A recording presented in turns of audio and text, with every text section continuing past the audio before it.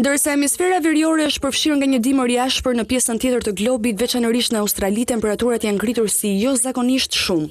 Autoritetet kanë paralajmëruar miliona australian për rreziqet katastrofike të zjarreve në shkurnaja, ndërsa zjarrfikësit luftojnë me flakët e shumta të shkaktuara nga një valë të nxehtë që kanë përthyer vendin.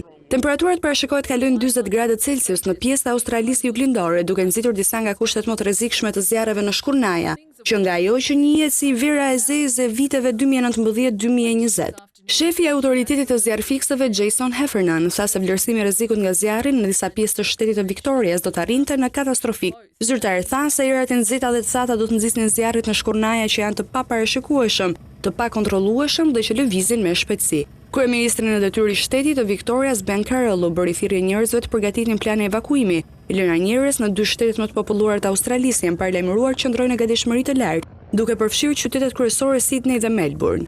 Klima e Australisë është ngrohur me një mesatare për 1.51 gradësh Celsius, që nga viti 1910 kanë zbuluar studiuesi duke nxitur modele gjithnjë më të shpeshta ekstremet motit si në tokë ashtu edhe në det. Australia mbetet një nga prodhuesit dhe eksportuesit më të mëdhenj në botë të gazit dhe qymyrit, 2 lëndë djegëse fosile që fajsohen për ngrohjen globale.